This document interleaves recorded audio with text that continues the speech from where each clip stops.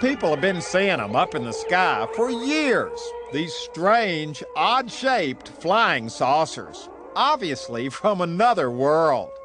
Saucers inhabited by aliens, who from time to time have actually gotten off their spaceships and visited our planet for a while before heading home.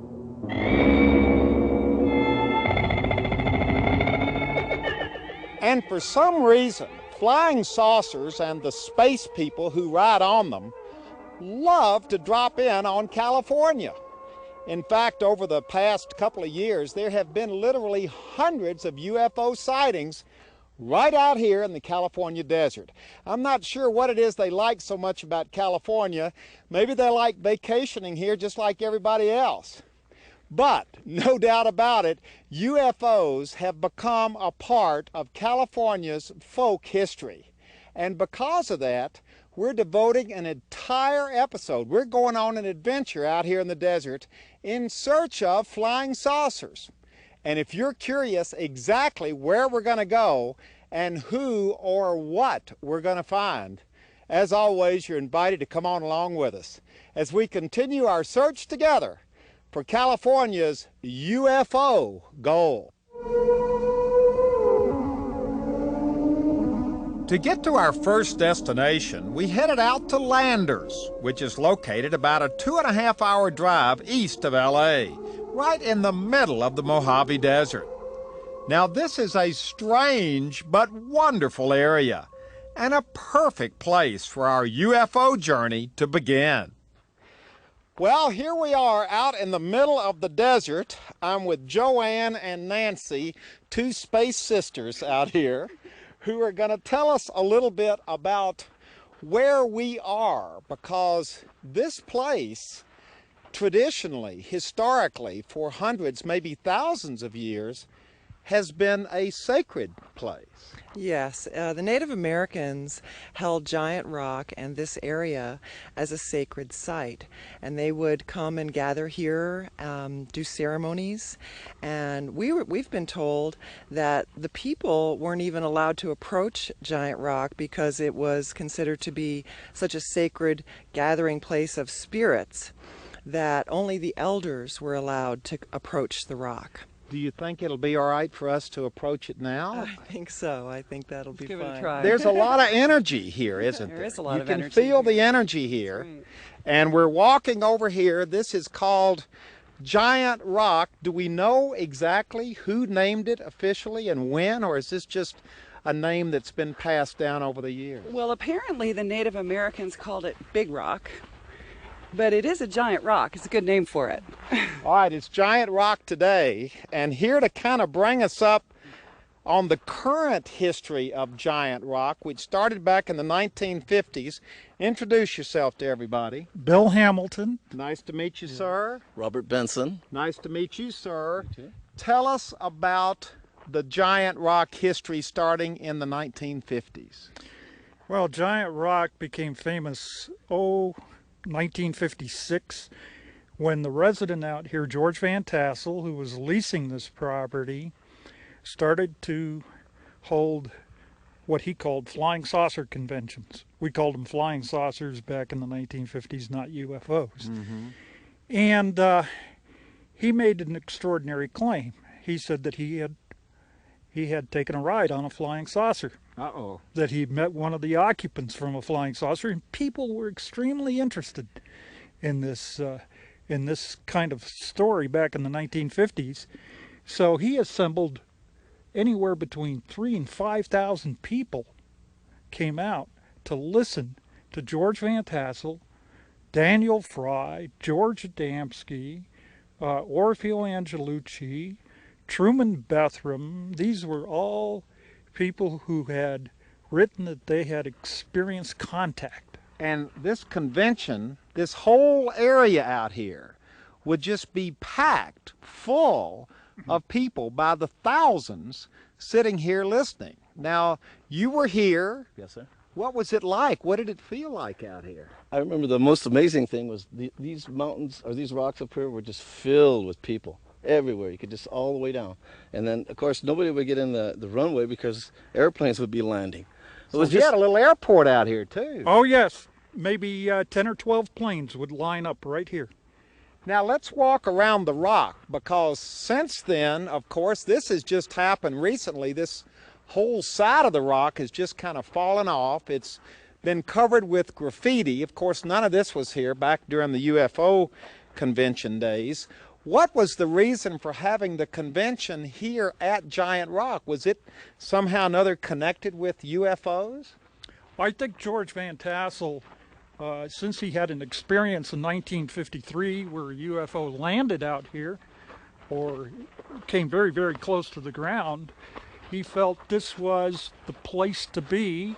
And of course he was residing out here, and there was of course plenty of room for people, so they brought their sunshade and umbrellas and their seats, and they came to listen to these remarkable stories. I think one of the most fascinating things I heard was when George began leading meditations, there was a time when 500 people a week would come and listen to him channel space beings and give messages from the light. And he was a very religious man, very deeply spiritual man, and he combined the science of the high energy of Giant Rock with the spirit that was moving through him, and people flocked, and it became a huge starting point for the UFO movement and contactees, as they say, in this area. Well, there's nobody out here now. Look, we're pretty well out here unless something lands while we're here.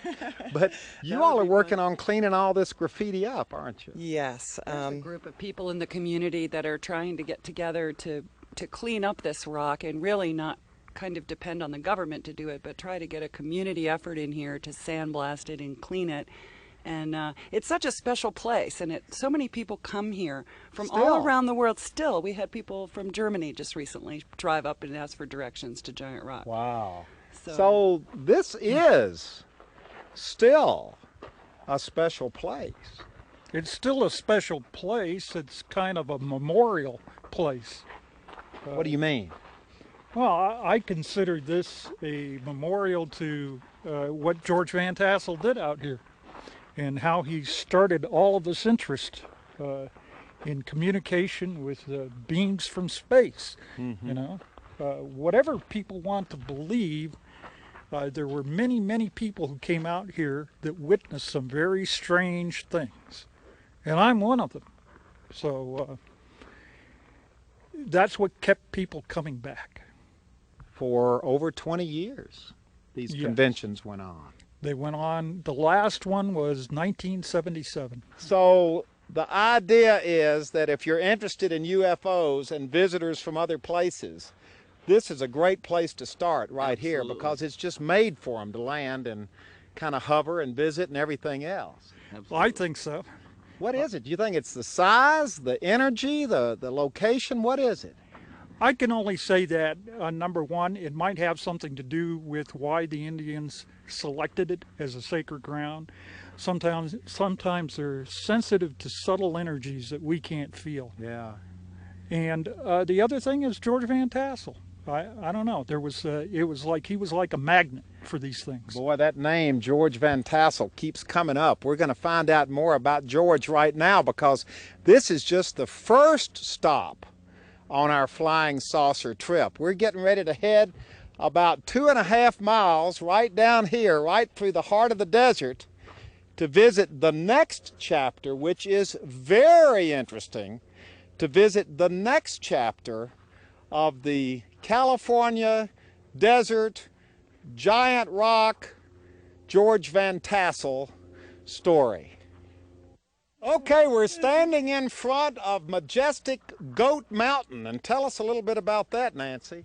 Well, Goat Mountain is another place. There's a lot of stories about Goat Mountain. Number one, it has some gold mines in it, some people say.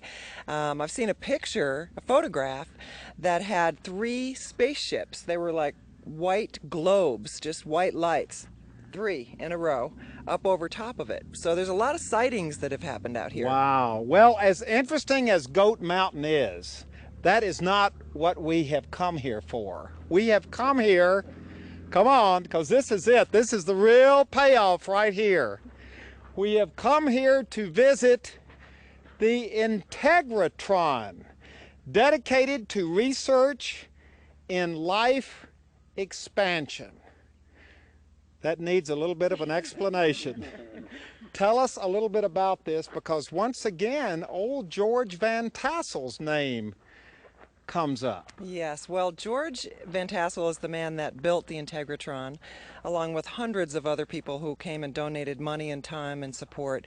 But George told many people, and supposedly there are witnesses that said that a spaceship came, and the space people took George up into the spaceship, and they said to him, you know, you humans are great, but you're a little slow, so we're going to help you along a little bit. And we have an idea and a machine that you can build that will totally rejuvenate the human body. And and he called it the Integratron. Kind of like the fountain of youth. Exactly. A high energy machine. George Van Tassel also called it, said it was a time machine. All right, now how does this work, ladies? Because I'm seeing, the first thing I see are these little, what are these things coming out on the sides here? Well, they're called die rods. And this outer armature that you're looking at with all these die rods sticking out of it is the only metal in the building. This building is made completely of wood, so that it would have a perfect conductivity only where energy or electricity, electrostatic energy, was supposed to be conductive. And how would these things work? They go all the way around. Well, this would actually spin. This outer armature of the building would actually spin, and as it spun, it would generate an electrostatic field of energy. What? Huge electrostatic field. Did it make a noise when it went around? It would probably make an ear-splitting, crackling noise. Did you ever see it go around? I watched him put the armature up. I actually saw him move it, and after he passed away, we moved it a couple of times. But through the years, it has become distorted, and it's going to be. So it can't spin. No, but it should. And there's a model inside the Integratron that will explain it. Even you can see it actually moving. So we can go inside the Integratron. Oh, sure, yeah, absolutely. Do we have to put on some kind of special suit or clothing? Or? Well, the Integratron isn't turned on today, so I think you'll be safe. He started it in the 50s. It was built all through the 60s. It went in fits and starts as he was able to fund it. He went about 89% of the way before he died. He died in 1978. All right, let's go inside. This is a first. We're going inside the Integratron. Well, we've stopped for a minute because Nancy wanted to point something else out to us. It's outside the Integratron. Yes, as you see up here, it looks like 2 propane tanks, which is, I believe, what it is. However, the interesting thing about this building is as this outer armature would spin, pushed on air, this electrostatic field, which would be very powerful, would actually create its own lightning. This building would generate its own lightning, and there's a spark gap in between that space, and this lightning would generate a field of energy that would be pulled inside the Integratron, which is the beginning of that rejuvenation field. He knew what he was doing, didn't he? Oh, yeah. I mean, he had a background in this. Oh, definitely. He was a Tesla student, Nikola Tesla. And many, many geophysicists and scientists, Russian scientists, have come here and said to us, when you're ready to turn that on, you call us, because this is going to work. This is amazing. And there's one more piece to this. It conducted electrical energy into the interior side of the dome where there was foil. And it was like a huge charge capacitor. Several millions of volts. Oh. 50 million to be exact. 50 million 50 volts. million volts. Yes, sir.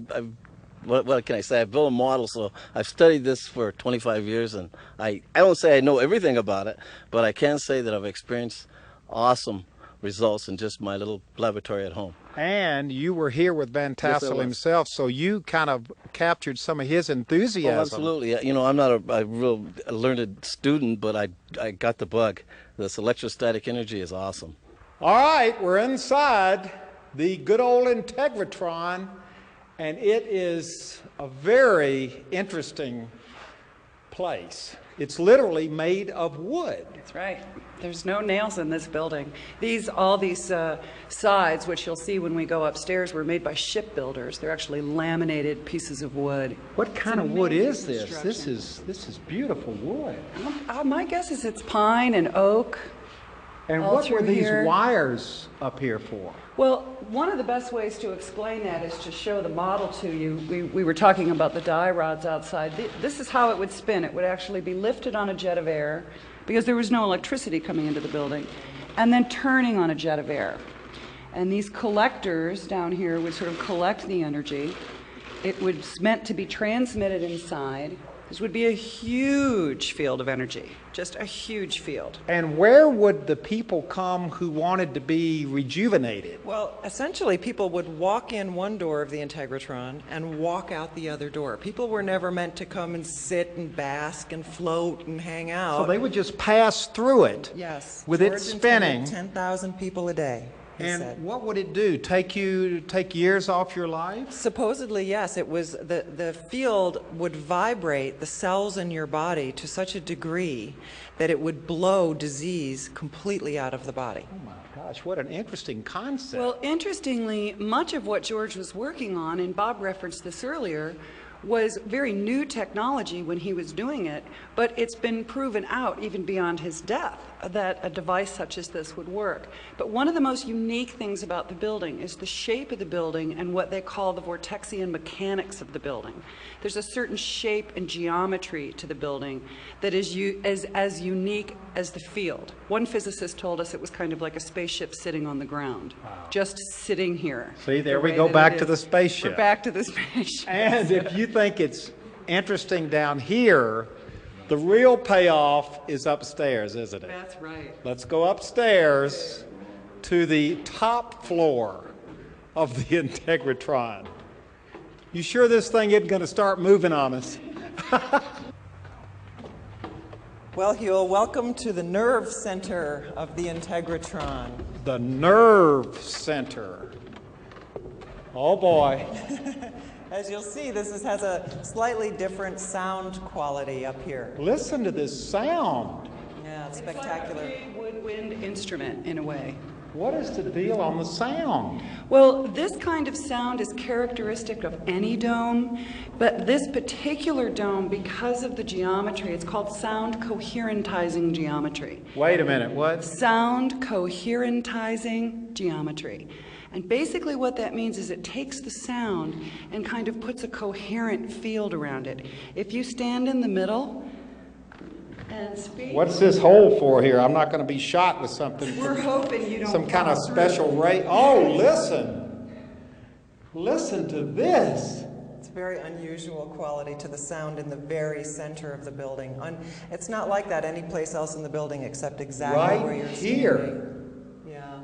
Was there any significance? Would people come stand here? Well, we're not sure, actually. Some of those secrets may have passed on with George, but what we've wondered in our wondering of coming here for 15 years is that something about the sound may be connected to the rejuvenation or the next generation of the rejuvenation work that wants to go here.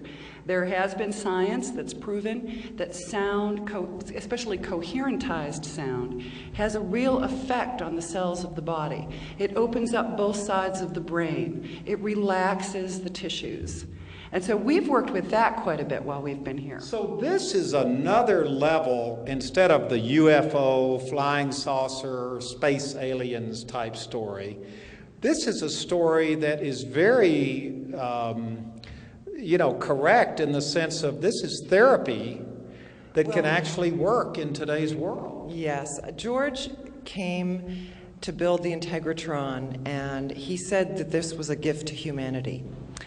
And he died before its full potential could be realized. So Joanne and I are dedicated to finding out and discovering, with the help of our friends and scientists, what that gift really is.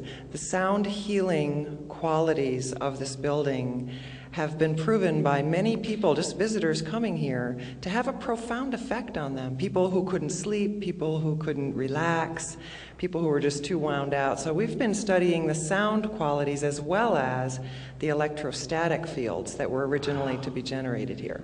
So old George was onto something, wasn't he? I think he was onto something. He really was. And probably our mother thinks we're half crazy. We're sisters, and we have been passionately, maybe as passionately, with all deference to George, in love with this building and this place. It's just an odd thing that all of the people that you meet have such enthusiasm of the rich history that's here, but also what's here now. Yeah. There's just something here now, all the time now.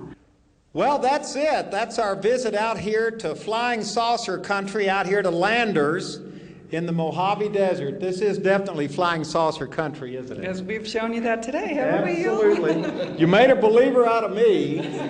Thank you all. We've taken our personalized tour of Giant Rock and seen and heard about its rich history. We've ended up here at the Integratron. All of this, the brainchild, the invention of George Van Tassel, who was given these plans and given these ideas by Salganda, the space person. Absolutely. And these were great. This was a great bit of information to be imparted to George, a bit of information that has turned into this wonderful wooden structure which has a proud history and is being used today. You can actually come out here and take tours of the place and learn about its history and see it and touch it, and maybe if you're lucky, you can look out the window over at Goat Mountain and see some saucers sitting over Goat Mountain. You never know what's going to happen when you head out to Landers. Now we're ending up here with what, Joanne? This is a first for me. That's right. Well, because of the unique sound quality up here, we thought we'd give you a sound bath. A sound bath. A sound bath. So we have you in this floating chair, and you'll relax, and we'll just bring a beautiful sound field and bathe you in sound from these crystal bowls. Wow, I'm ready for anything. That's been it. That's been our adventure. Thank you for joining us as we came to the desert in search of California's UFO gold, and we definitely found it. Thank you all very much. Now I'm just going to sit back and get ready for the sound bath. Goodbye, everybody.